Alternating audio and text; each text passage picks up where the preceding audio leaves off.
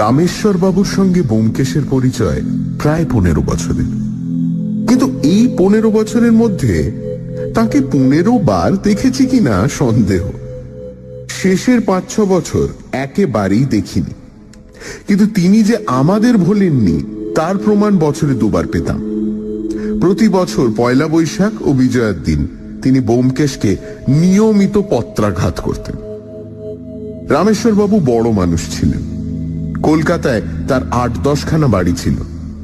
তাছাড়া নগদ টাকাও ছিল অপর্যাপ্ত। বাড়িগুলোর ভাড়া থেকে যে আয় হতো তার অধিকাংশই জমা হতো। সংসারে তার নিজের লোক বলতে ছিল দ্বিতীয় পক্ষের স্ত্রী কুমুদিনী, প্রথম পক্ষের পুত্র কুশেশ্বর ও কন্যা নলিনী। সর্বোপরি ছিল তার অফুরন্ত হাস্যরসের প্রবাহ। রামেশ্বর বাবু হাস্যরসিক ছিলেন। তিনি যেমন প্রাণ খুলে হাসতে পারতেন তেমনি হাসাতেও পারতেন। সারা জীবন ধরে নানা অভিজ্ঞতার মধ্যে দিয়ে একটি উপলব্ধি আমার হয়েছিল, যারা প্রাণ খুলে হাসতে পারেন তারা কখনো বড় লোক হন না। মা লক্ষ্মী কেবল পেঁচাদেরই ভালোবাসেন। রামেশ্বর বাবু আমার আবিষ্কৃত এই নিয়মটিকে ধূলিসাৎ করে দিয়েছিল। অন্তত নিয়মটা যে সবার ক্ষেত্রে খাটে না তা বুঝতে পেরেছিলাম। রামেশ্বর বাবুর আর একটি মহৎ গুণ ছিল, তিনি একবার যার সঙ্গে ঘনিষ্ঠভাবে পরিচিত হতেন তাকে কখনো মন থেকে সরিয়ে দিতেন না। ব্যোমকেশের সঙ্গে তার পরিচয় ঘটেছিল তার বাড়িতে একটি চুরির ঘটনা নিয়ে।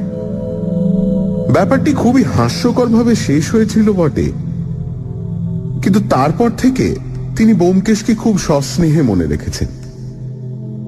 কয়েকবার তার বাড়িতে নেমন্তন্ন করে খাইয়েছেন। তিনি আমাদের থেকে বয়সে অনেক বড় ছিলেন। শেষের দিকে তার শরীর ভেঙে পড়েছিল, কিন্তু হাস্যরস যে একটুও কমেনি সেটা বছরে 2 বার তার চিঠি থেকে বুঝতে পারতাম। আজ রামেশ্বর বাবুর শেষ রসিকতার গল্প লিপিবদ্ধ করছি। ঘটনাটি ঘটেছিল কয়েক বছর আগে। তখনও আইন করে পিতৃ সম্পত্তিতে কন্যার সমান অধিকার স্বীকৃত হয়নি। সেবার পয়লা বৈশাখ দুপুরের ডাকে রামেশ্বর বাবু চিঠি এলো। পুরু অ্যান্টিক কাগজের খাম, পরিচ্ছন্ন অক্ষরে নামধাম লেখা। খামটা হাতে নিয়েই ব্যোমকেশের মুখে হাসি ফুটল। লক্ষ্য করেছি রামেশ্বর বাবুকে মনে পড়লেই মানুষের মুখে হাসি ফুটে ওঠে। ব্যোমকেশ সস্নেহে খামটি নিরীক্ষণ করে বলল, অজিত, রামেশ্বর বাবুর বয়স কত আন্দাজ করতে পারো? বললাম, তা 90 হবে। ব্যোমকেশ বলল, অত না হলেও 80 নিশ্চয়ই। এখনো কিন্তু ভীমরতি ধরেনি। হাতের লেখাও বেশ স্পষ্ট আছে। সন্তর্পণে আমি খামটি কেটে চিঠিটি বার করলাম। 2 ভাঁজ করা তকতকে দামি কাগজ, মাথায় মনোগ্রাম ছাপা। গোটা গোটা অক্ষরে জরার চিহ্ন নেই। রামেশ্বর বাবু লিখেছেন, বুদ্ধি সাগরেশু ব্যোমকেশ বাবু। আপনিও অজিত বাবু আমার নববর্ষের শুভেচ্ছা গ্রহণ করিবেন। আপনার বুদ্ধি দিনে দিনে শশীকলার ন্যায় পরিবর্ধিত হোক। অজিত বাবুর লেখনী ময়ূর পুচ্ছে পরিণত হোক। আমি এবার চলিলাম। যমরাজের সমন আসিয়াছে, শীঘ্রই গ্রেপ্তারি পরোয়ানা আসিবে। কিন্তু থাকিতে চরণ, মরণে কি ভয়। যমদূতেরা আমাকে ধরিবার পূর্বেই আমি বৈকুণ্ঠে গিয়া পৌঁছিব। কেবল এই দুঃখ, আগামী বিজয়ার দিন আপনাদের স্নেহাশিস জানাইতে পারিব না। মৃত্যুর পূর্বে বিষয় সম্পত্তির ব্যবস্থা করিয়াছি। আপনি দেখিবেন আমার শেষ ইচ্ছা যেন পূর্ণ হয়। আপনার বুদ্ধির ওপর আমার অগাধ বিশ্বাস আছে। বিদায়। আমার এই চিঠিখানির প্রতি অবজ্ঞা দেখাইবেন না। আপনি 5,000 টাকা পাইলেন কিনা তাহা আমি বৈকুণ্ঠ হইতে লক্ষ্য করিব। পুনরাগমনায় চ শ্রী রামেশ্বর রায়। চিঠিটা পড়ে ব্যোমকেশের ভুঁড় কুঁচকে গেল। আমিও চিঠি পড়লাম। নিজের মৃত্যু নিয়ে পরিহাস করা হয়তো তার চরিত্রের গুণ, কিন্তু চিঠির শেষের দিকে যেসব কথা লিখেছেন তার মানে বুঝতে পারলাম না। আমার শেষ ইচ্ছে যেন পূর্ণ হয়। কোন ইচ্ছে? আমরা তো তার কোনো শেষ ইচ্ছের কথা জানি না। চিঠিতে কিছু লেখাও নেই। তারপর 5,000 টাকা পাইলেন কিনা, কোন 5,000 টাকা? এ কি রামেশ্বর বাবুর নতুন ধরনের রসিকতা, নাকি এতদিনে সত্যিই তার ভীমরতি ধরেছে? ব্যোমকেশ হঠাৎ বলল, চলো কাল সকালে রামেশ্বর বাবুকে দেখে আসা যাক। কোন দিন আছেন কোন দিন নেই। বললাম, বেশ চলো। চিঠি পড়ে তোমার কি মনে হয় না যে রামেশ্বর বাবুর ভীমরতি ধরেছে? ব্যোমকেশ খানিক চুপ করে থেকে বলল, পিতামহ ভীষ্মের কি ভীমরতি ধরেছিল? সম্প্রতি ব্যোমকেশ রামায়ণ মহাভারত পড়তে আরম্ভ করেছে। হাতে কাজ না থাকলেই মহাকাব্য নিয়ে বসে। এটা তার বয়সোচিত ধর্মভাব নাকি কাব্য সাহিত্যের মূল অনুসন্ধানের চেষ্টা তা বলতে পারবো না। অন্য মতলবও থাকতে পারে অবশ্য। তবে মাঝে মাঝে তার কথাবার্তায় রামায়ণ মহাভারতের গন্ধ পাওয়া যায়। বললাম, রামেশ্বর বাবু কি পিতামহ ভীষ্ম? খানিকটা সাদৃশ্য আছে, কিন্তু রামায়ণের দশরথের সঙ্গেই সাদৃশ্য বেশি। বললাম, দশরথের তো ভীমরতি ধরেছিল। হয়তো ধরেছিল, সেটা বয়সের দোষে নয়, স্বভাবের দোষে। কিন্তু রামেশ্বর বাবু যদি 100 বছরও বেঁচে থাকেন, ওর ভীমরতি ধরবে না। রামেশ্বর বাবুর পারিবারিক পরিস্থিতি সম্বন্ধে আমাদের জ্ঞান কিন্তু খুবই সীমিত। উত্তর কলকাতার একটি বাড়িতে তিনি থাকেন। দ্বিতীয় পক্ষের স্ত্রী কুমুদিনীর বয়স এখন বোধ হয় 50-এর বেশি, এবং তিনি নিঃসন্তান। প্রথম পক্ষের পুত্রের নাম সম্ভবত রামেশ্বর বাবু নিজের নামের সঙ্গে মিলিয়েই কুশেশ্বর রেখেছিলেন। কুশেশ্বরের বয়সও 50-এর কম নয়। মাথায় কিছুটা পাকা চুল, কিছুটা টাক। সে বিবাহিত, কিন্তু সন্তান সন্ততি আছে কিনা বলতে পারবো না। তাকে দেখলে মেরুদণ্ডহীন অসহায় গোছের মানুষ বলেই মনে হয়। তার ছোট বোন নলিনী শুনেছি প্রেমে পড়ে একজনকে বিয়ে করেছিল। তার সঙ্গে রামেশ্বর বাবুর কোনো সম্পর্ক নেই। মোট কথা, তার পরিবার খুব বড় নয়, সুতরাং অশান্তির অবকাশ কম। তার অগাধ টাকা, প্রাণে অফুরন্ত হাস্যরস। তবু সন্দেহ হয় তার পারিবারিক জীবন সুখের নয়। পরদিন বেলা 9টার সময় রামেশ্বর বাবুর বাড়িতে উপস্থিত হলাম। বাড়িটা খুব সরু লম্বা গোছের। দরজার সামনে গাড়ি দাঁড়িয়ে আছে।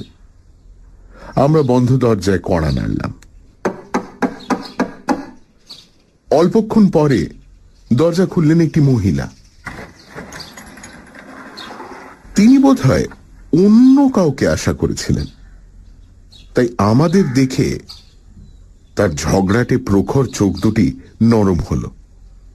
মাথায় একটু আঁচল টেনে দিয়ে তিনি পাশ ফিরে দাঁড়ালেন এবং মৃদু কণ্ঠে বললেন, কাকে চান? রামেশ্বর বাবুর বাড়ির দুই মহিলার সঙ্গে আলাপ না থাকলেও তাদের দেখেছি। ইনি কুশেশ্বরের স্ত্রী। দৃঢ় গঠিত, বেঁটে মজবুত চেহারা, বয়স আন্দাজ 40। ব্যোমকেশ বলল, আমার নাম ব্যোমকেশ বক্সী, রামেশ্বর বাবুর সঙ্গে দেখা করতে এসেছি। মহিলার চোয়ালের হাড় শক্ত হল। তিনি বোধহয় দরজা থেকেই আমাদের বিদায় করার কথা ভাবছিলেন। এমন সময় সিঁড়িতে জুতোর শব্দ শোনা গেল। মহিলাটি একবার চোখ তুলে সিঁড়ির দিকে তাকালেন এবং তারপর দরজা থেকে সরে গিয়ে পেছনের একটা ঘরে প্রবেশ করলেন। ঘরটি নিশ্চয়ই রান্নাঘর, কারণ সেখান থেকে হাতা খুন্তির শব্দ আসছে। সিঁড়ি দিয়ে দুটি লোক নেমে এলেন। একজন কুশেশ্বর, দ্বিতীয় ব্যক্তি বিলিতি বেশধারী প্রবীণ ডাক্তার। দরজার দিকে এগিয়ে আসতে আসতে ডাক্তার বললেন, উপস্থিত ভয়ের কিছু দেখছি না। যদি দরকার মনে করো ফোন করো।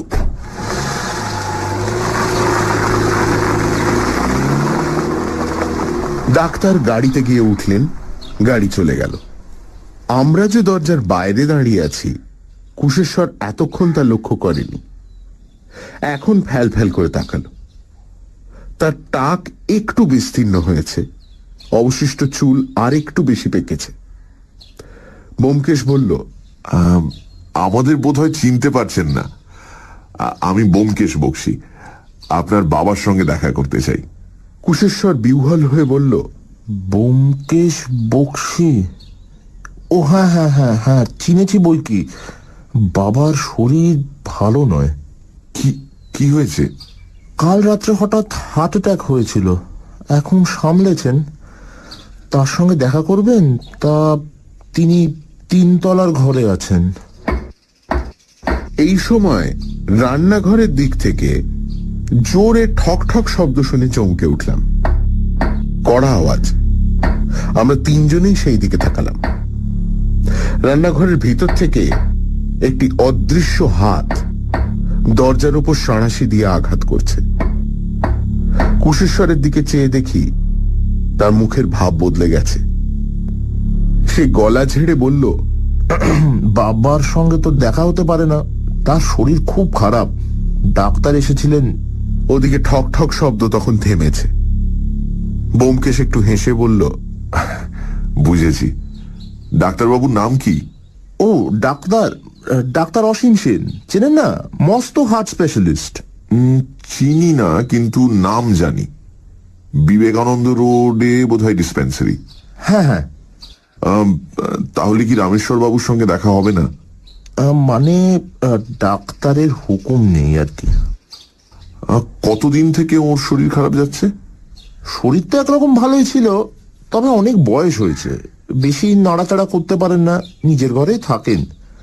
কাল সকালে অনেকগুলো চিঠি লিখলেন, তারপর রাত্রিরে হঠাৎ। রান্নাঘরের দরজায় অধীরভাবে সাঁড়াশি শব্দ হলো। কুশেশ্বর মাঝপথে থেমে গেল। ব্যোমকেশ বলল, টরে টক্কা, আপনার স্ত্রী বোধহয় রাগ করছেন। চললাম, নমস্কার। ফুটপাথে নেমে পেছনে ফিরে দেখি সদর দরজা বন্ধ হয়ে গেছে। ব্যোমকেশ কিছুক্ষণ বিমনাভাবে দাঁড়িয়ে থেকে বলল, ডাক্তার অসীম সেনের ডিসপেন্সারি বেশি দূর নয়। চলো তো, তার সঙ্গে একবার দেখা করে যাই। ভাগ্যক্রমে ডাক্তার সেন ডিসপেন্সারিতে ছিলেন। 3-4টি রোগীও ছিল। ব্যোমকেশ চিরকুটে নাম লিখে পাঠিয়ে দিল। ডাক্তার সেন বলে পাঠালেন একটু অপেক্ষা করতে হবে। আধ ঘন্টা পরে রোগীদের বিদায় করে ডাক্তার সেন আমাদের ডেকে পাঠালেন। আমরা তার খাস কামরায় উপনীত হলাম। ডাক্তারি যন্ত্রপাতি দিয়ে সাজানো বড় ঘরের মাঝখানে একটা টেবিলের সামনে ডাক্তার বসে আছেন। ব্যোমকেশের দিকে চেয়ে বললেন, আপনি ব্যোমকেশ বাবু? আজ রামেশ্বর বাবুর বাড়ির সদরে আপনাকে দেখেছি না? হ্যাঁ হ্যাঁ, আমরা কিন্তু হৃদযন্ত্র পরীক্ষা করানোর জন্য এখানে আসিনি, অন্য একটা কাজ আছে। আমার পরিচয়। ডাক্তার সেন হেসে বললেন, আপনার পরিচয় দিতে হবে না, বসুন। কি দরকার বলুন। আমরা ডাক্তার সেনের মুখোমুখি চেয়ারে বসলাম। ব্যোমকেশ বলল, রামেশ্বর বাবুর সঙ্গে আমার অনেক দিনের পরিচয়। কাল তার নববর্ষের শুভেচ্ছা পত্র পেলাম। তাতে তিনি আর বেশি দিন বাঁচবেন না এমনই একটা সংশয় জানিয়েছিলেন। তাই আজ সকালে তাকে দেখতে এসেছিলাম। এসে শুনলাম রাতে তার হার্ট অ্যাটাক হয়েছিল। তার সঙ্গে দেখা তো করতে পারলাম না। তাই আপনার কাছে এসেছি তার খবর জানতে। আহ, আপনি কি রামেশ্বর বাবুর ফ্যামিলি ডাক্তার? পারিবারিক বন্ধু বলতে পারেন। 30 বছর ধরে আমি ওকে দেখছি। ওর হৃদযন্ত্র সবল নয়, বয়সও হয়েছে প্রচুর। মাঝে মাঝে অল্প স্বল্প কষ্ট পাচ্ছিলেন, তারপর কাল হঠাৎ গুরুতর রকমের বাড়াবাড়ি হলো। যাই হোক, এখন সামলে গেছেন। ও, মানে উপস্থিত তাহলে মৃত্যুর আশঙ্কা নেই তো? তা বলতে পারি না। এই ধরনের রোগীর কথা কিছুই বলা যায় না। 2 বছর বেঁচে থাকতে পারেন, আবার আজই দ্বিতীয় অ্যাটাক হতে পারে, তখন বাঁচা শক্ত। আচ্ছা ডাক্তারবাবু, আপনার কি মনে হয় রামেশ্বর বাবুর যথারীতি সেবা শুশ্রূষা হচ্ছে কি? ডাক্তার কিছুক্ষণ চেয়ে রইলেন, শেষে ধীরে ধীরে বললেন, আপনি যা ইঙ্গিত করছেন তা আমি বুঝেছি। এরকম ইঙ্গিতের সঙ্গত কারণ আছে কি? আমি রামেশ্বর বাবুকেই চিনি, ওর পরিবারের অন্য কাউকে সেভাবে চিনি না। কিন্তু আজ দেখে শুনে আমার সন্দেহ হলো ওরা বাইরের লোককে রামেশ্বর বাবুর কাছে ঘেঁষতে দিতে চান না। তা ঠিক। আপনি রামেশ্বর বাবুর ফ্যামিলিকে ভালোভাবে চেনেন না, কিন্তু আমি চিনি। আশ্চর্য ফ্যামিলি, কারোর মাথার ঠিক নেই। রামেশ্বর বাবুর স্ত্রী কুমুদিনীর বয়স 60। অথর্ব মোটা হয়ে পড়েছেন, কিন্তু এখনো পুতুল নিয়ে খেলা করেন, সংসারের কিচ্ছু দেখেন না। কুশেশ্বরটা খেবলা, স্ত্রীর কথায় উঠে বসে। একমাত্র কুশেশ্বরের স্ত্রী লাবণ্যর হুঁশ পর্ব আছে, কাজেই অবস্থা গতিকে সে সংসারের কর্ণধার হয়ে দাঁড়িয়েছে। কিন্তু বাড়িতে চাকর বামুন নেই কেন? লাবণ্য চাকরবাকু সহ্য করতে পারে না, তাই সবাইকে তাড়িয়েছে। নিজে রাঁধতে পারে না, তাই একটা হাওয়াকালা বামনি রেখেছে। বাকি সব কাজ নিজে করে, কুশেশ্বরকে বাজারে পাঠায়। কিন্তু কেন? এসবের একটা মানে থাকা চাইতো। আমার বিশ্বাস এসবের মূলে আছে নলিনী। নলিনী? রামেশ্বর বাবুর মেয়ে? হ্যাঁ, অনেক দিনের কথা, আপনি হয়তো শোনেননি। নলিনী বাড়ির সকলের মতের বিরুদ্ধে এক ছোকরাকে বিয়ে করেছিল। সেই থেকে তার উপর সকলের আক্রোশ। সবচেয়ে বেশি আক্রোশ লাবণ্যর। রামেশ্বর বাবুর প্রথমটা খুব চোটে ছিলেন, কিন্তু ক্রমে তার রাগ পড়ে গেল। লাবণ্যর কিন্তু রাগ পড়ল না। সে নলিনীকে বাড়িতে ঢুকতে দিতে চায় না, বাপের সঙ্গে দেখা করতে দেয় না। পাছে রামেশ্বর বাবু চাকর বাকরকে দিয়ে মেয়ের সঙ্গে যোগাযোগ স্থাপন করেন, তাই তাদের সরিয়েছে। রামেশ্বর বাবু বলতে গেলে নিজের বাড়িতে নজরবন্দি হয়ে আছেন, কিন্তু তার সেবা শুশ্রূষার কোনো ত্রুটি হয় না। ব্যোমকেশ কিছুক্ষণ চুপ করে রইল, তারপর বলল, পরিস্থিতি কিছুটা বুঝতে পারছি। আচ্ছা, রামেশ্বর বাবু উইল করেছেন কিনা আপনি বলতে পারবেন? ডাক্তার সেন সচকিতে ব্যোমকেশের দিকে চাইলেন। করেছেন। আমার বিশ্বাস তিনি উইল করে নলিনীকে সম্পত্তির অংশ দিয়ে গেছেন। আমি জানতাম না, কাল রাত্রে জানতে পেরেছি। কিরকম? কাল রাত্রি 10টার সময় রামেশ্বর বাবুর হার্ট অ্যাটাক হয়। আমাকে ফোন করলো, আমি গেলাম। ঘন্টাখানেক পরে রামেশ্বর বাবু সামলে উঠলেন। তখন আমি সকলকে খেতে পাঠিয়ে দিলাম। রামেশ্বর বাবু চোখ মেলে এদিক ওদিক তাকালেন, তারপর ফিসফিস করে বললেন, ডাক্তার, আমি উইল করেছি। যদি পটল তুলি, নলিনীকে খবর দিও। এই সময় লাবণ্য আবার ঘরে ঢুকলে আর কোনো কথা হলো না। স্পষ্টই বোঝা যায় ওরা রামেশ্বর বাবুকে উইল করতে দিচ্ছে না, পাছে তিনি নলিনীকে সম্পত্তির অংশ লিখে দেন। উনি যদি উইল না করে মারা যান, তাহলে সাধারণ উত্তরাধিকারের নিয়মে ছেলে আর স্ত্রী সম্পত্তি পাবে, মেয়ে কিছুই পাবে না। রামেশ্বর বাবুর বাঁধা উকিল কে? বাঁধা উকিল কেউ আছে বলে তো শুনিনি। ব্যোমকেশ উঠে পড়ল। আপনার অনেক সময় নষ্ট করলাম। ভালো কথা, নলিনীর সাংসারিক অবস্থা কেমন? নেহাত ছাপোষা গেরস্ত। ওর স্বামী দেবনাথ সামান্য চাকরি করে, 300-400 টাকা মাইনে পায়, কিন্তু অনেকগুলো ছেলে পুলে। তারপর আমরা ডাক্তার সেনকে নমস্কার জানিয়ে চলে এলাম। রামেশ্বর বাবুর পারিবারিক জীবনের চিত্রটা আরো পূর্ণাঙ্গ হলো বটে, কিন্তু আনন্দদায়ক হলো না। বৃদ্ধ হাস্যরসিক অন্তিমকালে সত্যি বিপাকে পড়েছেন, অথচ তাকে সাহায্য করবার উপায় নেই। ঘরের ঢেঁকি যদি কুমির হয়, কে কি করতে পারে? সানডে সাসপেন্স শুধুমাত্র radio Mirchi 98.3 FM A. It's hot. শুনছেন শরদিন্দু বন্দ্যোপাধ্যায়ের লেখা ব্যোমকেশ কাহিনী খুঁজি খুঁজি নারী। অজিত শোনাচ্ছে রামেশ্বর বাবুর শেষ রসিকতার কাহিনী। প্রতি বছরের মতোই পয়লা বৈশাখের দিন রামেশ্বর বাবু ব্যোমকেশকে একটি শুভেচ্ছা পত্র পাঠিয়েছেন। সেখানে তিনি তার শেষ ইচ্ছের কথা বলেছেন, কিন্তু কি সেই ইচ্ছে লেখেননি। ব্যোমকেশ আর অজিত পরদিন রামেশ্বর বাবুর বাড়িতে গিয়ে শুনল রামেশ্বর বাবুর হার্ট অ্যাটাক হয়েছে। ছেলে কুশেশ্বর এবং পুত্রবধূ লাবণ্য বুঝিয়ে দিল যে তারা চায় না ব্যোমকেশ অসুস্থ রামেশ্বর বাবুর সঙ্গে দেখা করে। ব্যোমকেশরা ডক্টর সেনের চেম্বারে গিয়ে হাজির হল।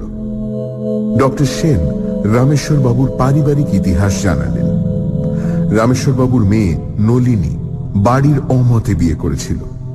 রামেশ্বর বাবু উইল করেছিলেন, হয়তো মেয়েকে সম্পত্তি দিয়ে গেছেন, কিন্তু রামেশ্বর বাবুর ছেলে এবং ছেলের বউ নিশ্চয়ই চায় না এই উইল সম্পর্কে কেউ জানুক। তারপর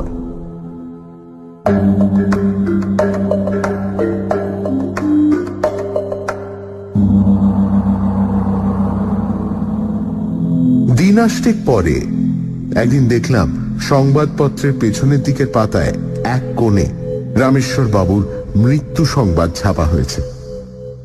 তিনি বিখ্যাত ব্যক্তি ছিলেন না, কিন্তু তার টাকা ছিল, তাই বোধহয় তার মৃত্যু সংবাদ দৈনিক খবরের কাগজের পাতা পর্যন্ত পৌঁছেছে। ব্যোমকেশ খবরের কাগজে কেবল বিজ্ঞাপন পড়ে, তাই তাকে খবরটা দেখালাম। আজ রামেশ্বর বাবুর নাম উল্লেখে তার মুখে হাসি ফুটল না। সে অনেকক্ষণ চুপ করে বসে রইল। তারপর পাশের ঘরে গিয়ে টেলিফোনে কার সঙ্গে কথা বলল। সে ফিরে আসতে জিজ্ঞেস করলাম, কাকে? সে বলল, ডাক্তার অসীম সেনকে। পরশু রাতে রামেশ্বর বাবুর মৃত্যু হয়েছে।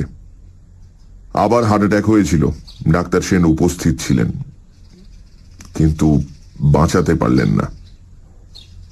ডাক্তার স্বাভাবিক মৃত্যুর সার্টিফিকেটই দিয়েছেন। জিজ্ঞেস করলাম, তোমার কি সন্দেহ ছিল যে? ঠিক সন্দেহ নয়, তবে কি জানো, এরকম অবস্থায় একটু অসাবধানতা, একটু ইচ্ছাকৃত অবহেলা মারাত্মক হয়ে উঠতে পারে। রামেশ্বর বাবু মারা গেলে ওদের কারুরই লোকসান নেই, বরং সকলেরই লাভ। এখন কথা হচ্ছে, তিনি যদি উইল করে গিয়ে থাকেন এবং তাতে নলিনীকে ভাগ দিয়ে থাকেন, তাহলে সেই উইল কি ওরা রাখবে? পেলেই ছিঁড়ে ফেলে দেবে। সেদিন বিকেলে নলিনী ও তার স্বামী দেবনাথ দেখা করতে এলো। নলিনীর বয়স 40-এর কাছাকাছি। সন্তান সৌভাগ্যের আধিক্যে শরীর কিছু রোগা, কিন্তু তবুও যৌবন একেবারে সম্পূর্ণ মুছে যায়নি। দেবনাথের বয়স আন্দাজ 45। চেহারা এককালে সুশ্রী ছিল। হাত তুলে আমাদের নমস্কার করল। নলিনী সজল চক্ষে বলল, বাবা মারা গেছেন, তার শেষ আদেশ আপনার সঙ্গে যেন দেখা করি, তাই এসেছি। ব্যোমকেশ তাদের খাতির করে বসালো।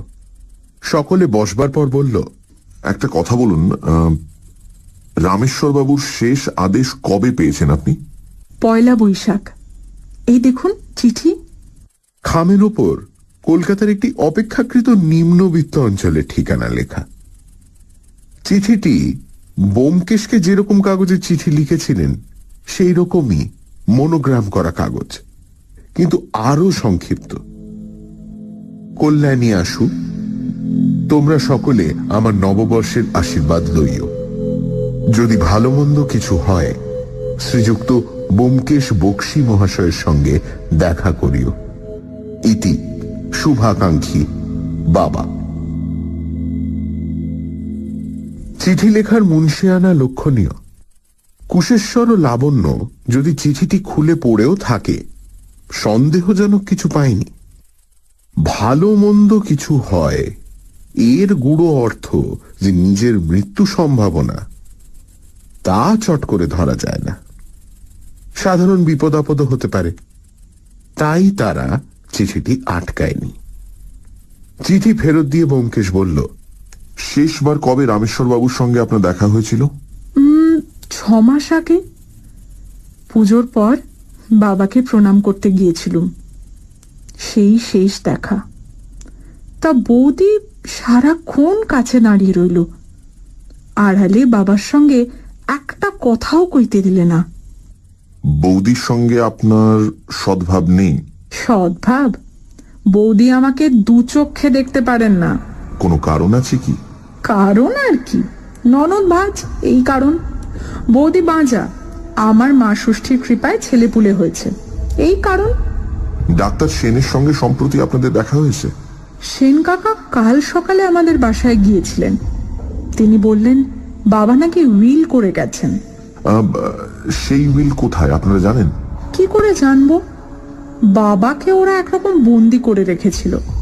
বাবা অথর্ব হয়ে পড়েছিলেন, তেতলায় নিজের ঘর ছেড়ে বেরুতে পারতেন না। ওরা যক্ষীর মতো বাবাকে আগলে থাকতো।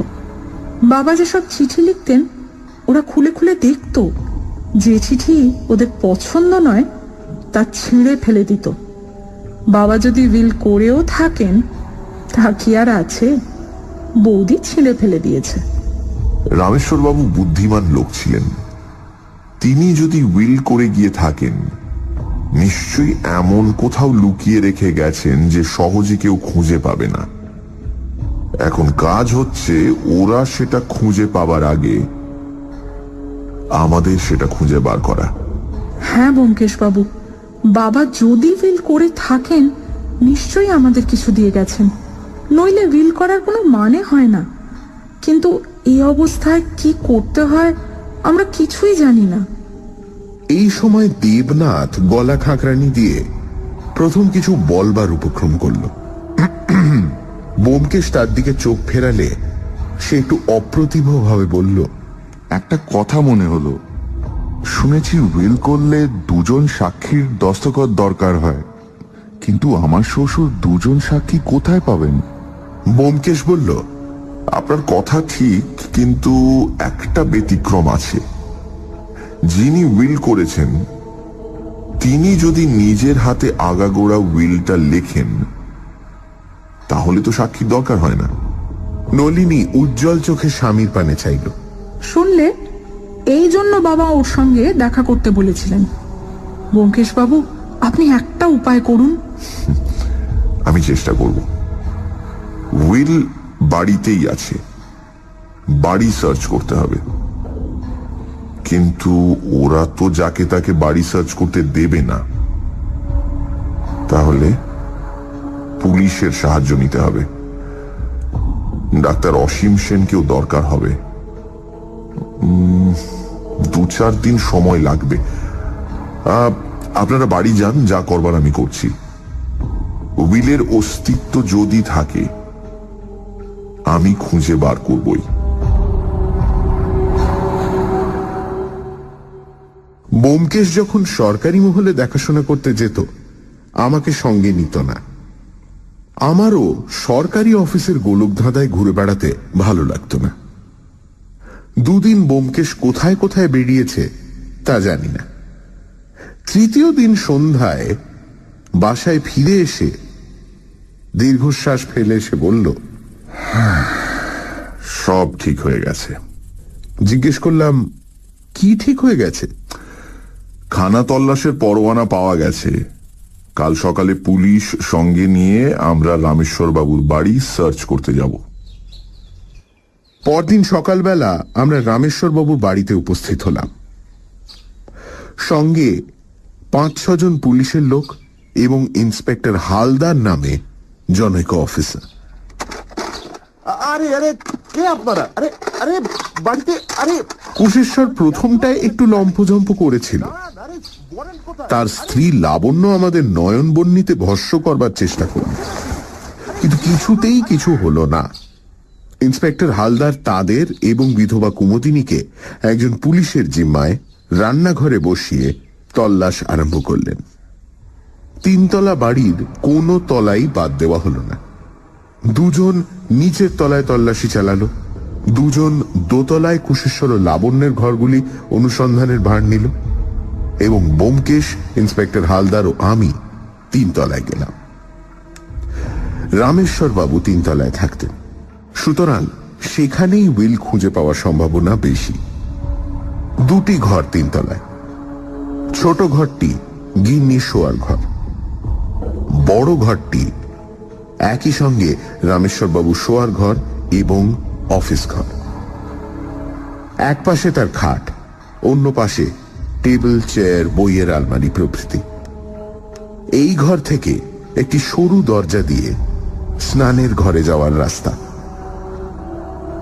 আমরা তল্লাশি আরম্ভ করলাম। তল্লাশের বিস্তারিত বিবরণের প্রয়োজন নেই।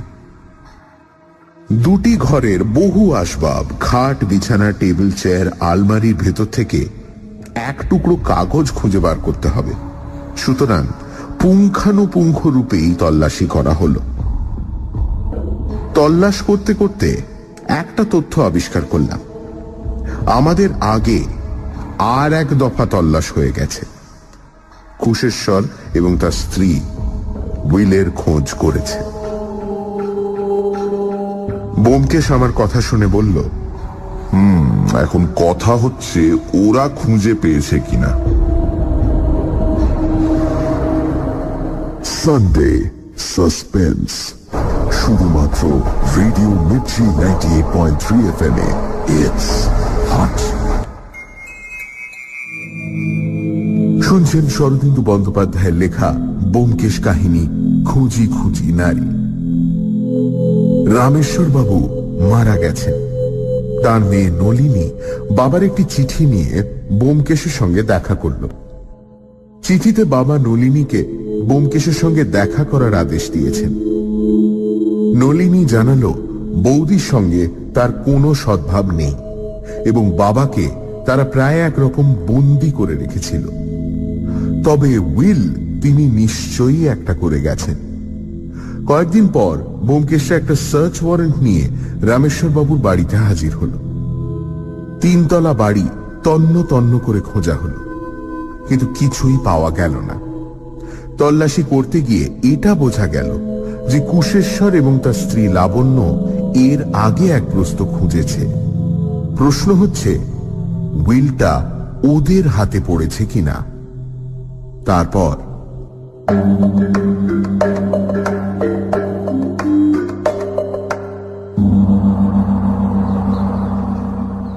আড়াই ঘন্টা পরে আমরা ক্লান্তভাবে টেবিলের কাছে এসে বসলাম। টেবিলের এক পাশে একটি পিতলের ছোট্ট হামানদিস্তা ছিল। রামেশ্বর বাবু তাতে পান ছেঁচে খেতেন।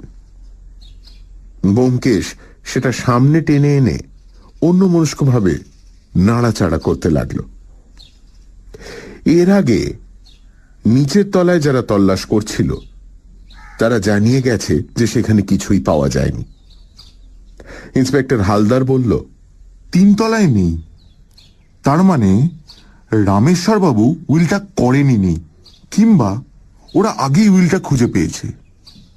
ব্যোমকেশ বলল, উইল করা সম্বন্ধে আমার মনে কিন্তু কোনো সন্দেহ নেই, কিন্তু এই সময় ইন্সপেক্টর হালদার অলস হাতে গঁদের শিশির ঢাকনা তুললেন। টেবিলের ওপর কাগজ, কলম, খাম, পেনকুশন, গঁদের শিশি প্রভৃতি সাজানো ছিল। আমরা আগেই টেবিল ও তার দেরাজগুলি খুঁজে দেখেছি, কিন্তু গঁদের শিশির ঢাকনা খোলার সঙ্গে সঙ্গে একটা ঝাঁঝালো গন্ধ নাকে এসে লাগলো, কাঁচা পেঁয়াজের গন্ধ। ব্যোমকেশ খাড়া হয়ে বসল। কিসের গন্ধ? এটা তো কাঁচা পেঁয়াজ। দেখি। গঁদের শিশি কাছে টেনে নিয়ে সে গভীরভাবে শুকল।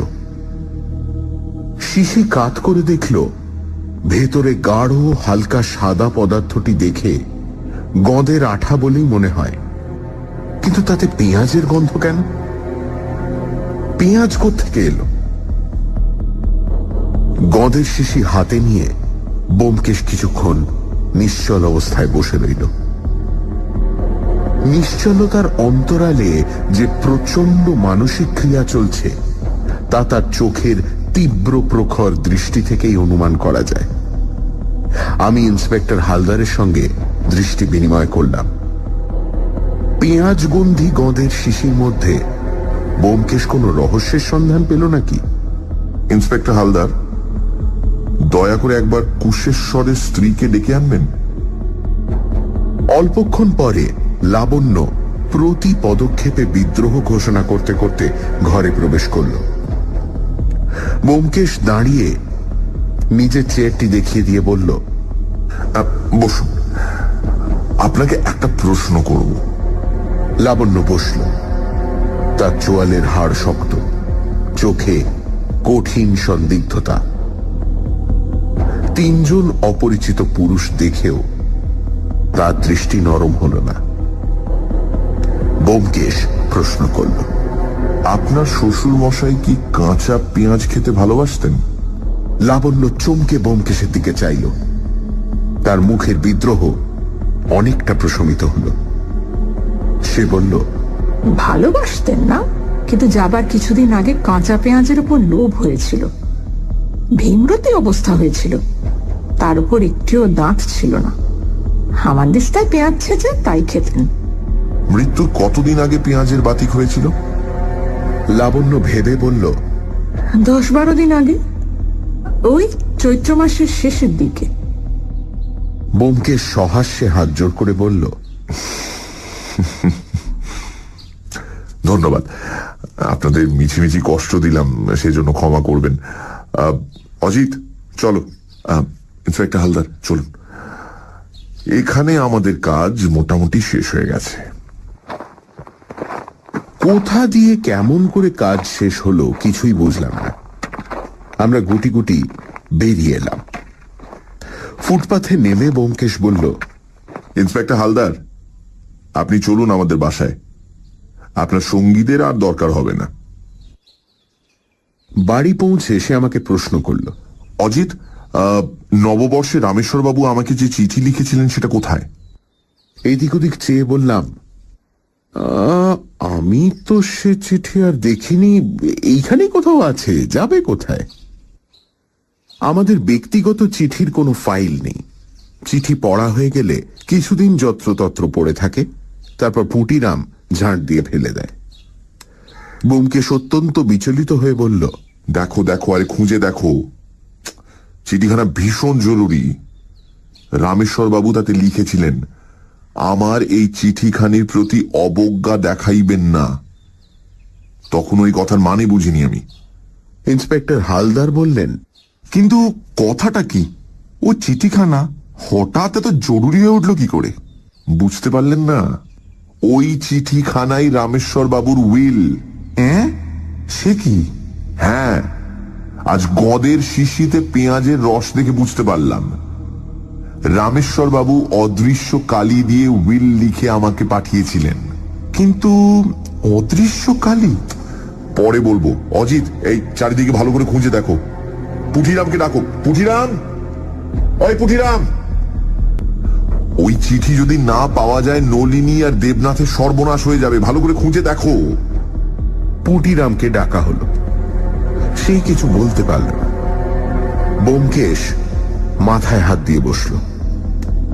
তারপর ফ্যাকাশে মুখ তুলে বলল, থামো থামো, বাইরে খুঁজলে হবে না, মনের মধ্যে খুঁজতে হবে। ইজি চেয়ারে পা ছড়িয়ে শুয়ে সে সিগারেট ধরালো। কড়িকাঠের দিকে চেয়ে ঘন ঘন ধোঁয়া ছাড়তে লাগলো। আমরাও সিগারেট ধরালাম। 15 মিনিট পরে সে ধড়মড় করে উঠে বসে বলল, অজিত, সেদিন আমি কোন বই পড়ছিলাম মনে আছে? বললাম, কবে, কোন দিন? আরে বাবা, যেদিন রামেশ্বর বাবু চিঠিখানা এলো, পয়লা বৈশাখ বিকেল বেলা, মনে নেই? মনের পটে সেদিনের দৃশ্যটি আঁকবার চেষ্টা করলাম। পোস্টম্যান দরজায় ঠকঠক শব্দ করল। ব্যোমকেশ তক্তপোষে পদ্মাসনে বসে একটা মোটা বই পড়ছিল। কালী সিংহের মহাভারত না হেমচন্দ্রের রামায়ণ? ব্যোমকেশ বলে উঠল, মহাভারত, মহাভারত দ্বিতীয় খণ্ড, পিতামহ ভীষ্মের কথা উঠলো। আরে বাবা, মনে নেই? ছুটে গিয়ে শেলফ থেকে মহাভারতের দ্বিতীয় খণ্ড বার করলাম। পাতা খুলতেই খাম সমেত রামেশ্বর বাবুর চিঠি বেরিয়ে পড়ল। ব্যোমকেশ উল্লাসে চিৎকার করে উঠল, পাওয়া গেছে, পাওয়া গেছে! পুটিরাম, একটা আংটায় কয়লার আগুন তৈরি করে নিয়ে এসো। ব্যোমকেশের টেলিফোন পেয়ে ডাক্তার অসীম সেন এসেছেন নলিনী ও দেবনাথকে সঙ্গে নিয়ে। ঘরের মেঝে আগুনের আংটা ঘরের বাতাবরণকে আরো উত্তপ্ত করে তুলেছে। ব্যোমকেশ চিঠিখানা সযত্নে হাতে ধরে বলতে আরম্ভ করল। রামেশ্বর বাবু হাস্যরসিক ছিলেন, তার উপর মহাবুদ্ধিমানও, কিন্তু তার শরীর অসমর্থ হয়ে পড়েছিল। স্বাধীনভাবে কাজ করার ক্ষমতা তার ছিল না। তিনি ছেলে আর পুত্রবধূর হাতের পুতুল হয়ে পড়েছিলেন। তিনি যখন বুঝতে পারলেন যে তার আয়ু ফুরিয়ে আসছে, তখন তার ইচ্ছে হলো মেয়েকেও কিছু ভাগ দিয়ে যাবেন। কিন্তু মেয়েকে সম্পত্তির ভাগ দিতে গেলে উইল করতে হয়। বর্তমান আইন অনুসারে মেয়ের পিতৃ সম্পত্তির উপর কোনো স্বাভাবিক দাবি নেই। রামেশ্বরবাবু স্থির করলেন তিনি উইল করবেন।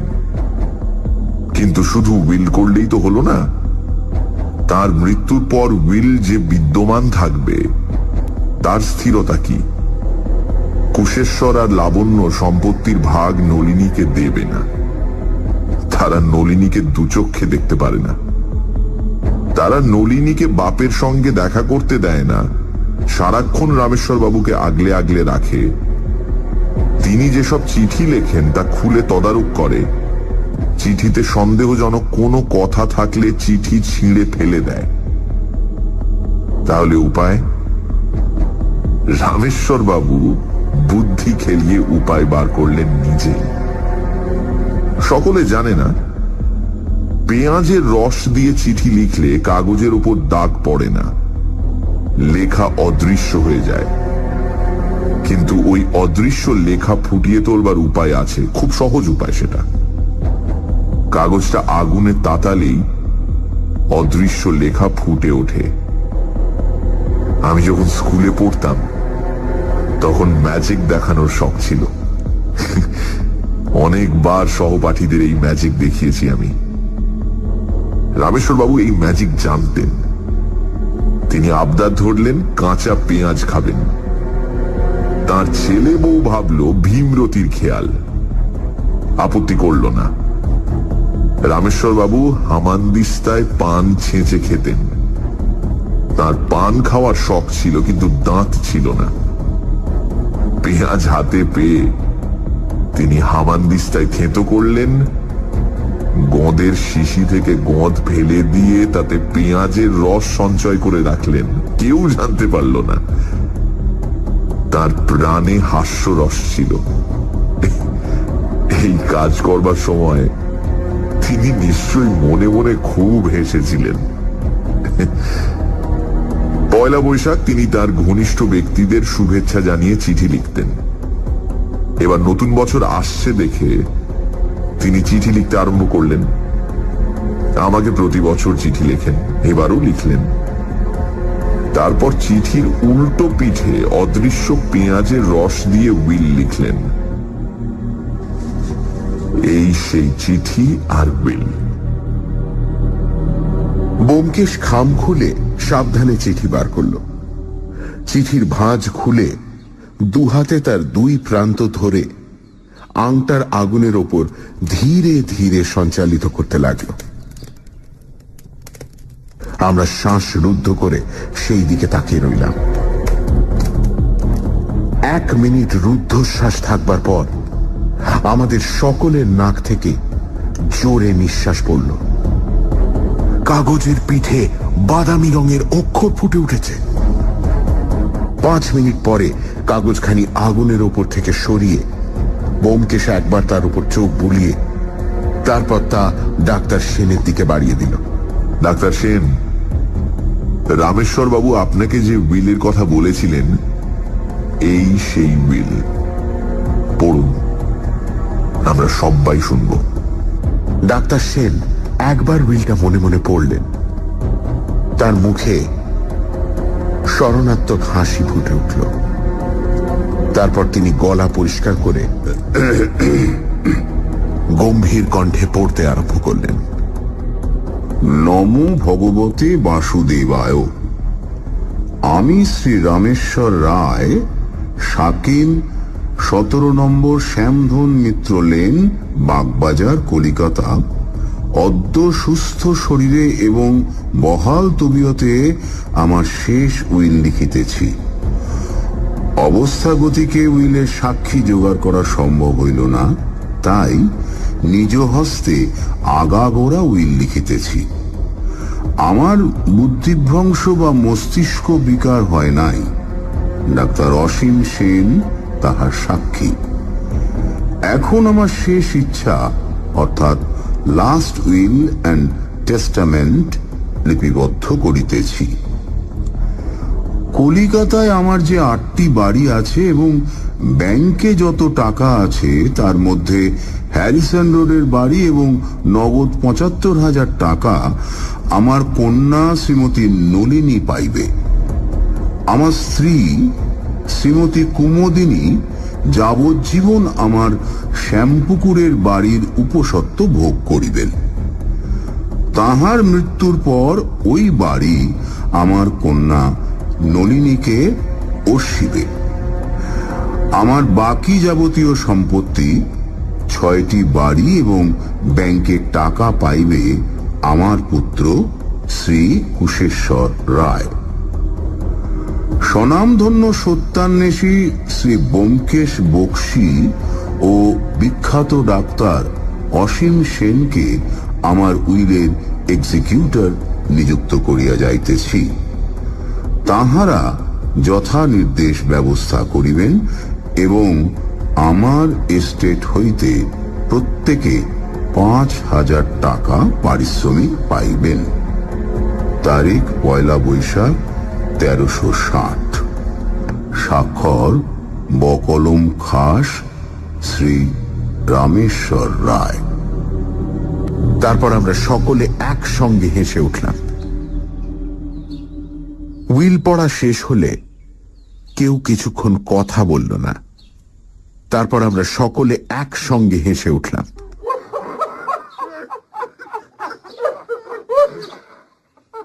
নলিনীর চোখে জল। ছুটে এসে সে ব্যোমকেশকে প্রণাম করল। গদগদ স্বরে বলল, ব্যোমকেশ বাবু, আপনি আমাদের নতুন জীবন দিলেন। ব্যোমকেশ করুণ হাসি হেসে বলল, তা তো দিলাম, কিন্তু এই উইল কোর্টে মঞ্জুর করানো যাবে কি? ইন্সপেক্টর হালদার এসে সবেগে ব্যোমকেশের করমর্দন করে বললেন, আপনি ভাববেন না ওরা উইল কন্টেস্ট করতে সাহসই করবে না। যদি করে আমি সাক্ষী দেব। ডাক্তার অসীম সেন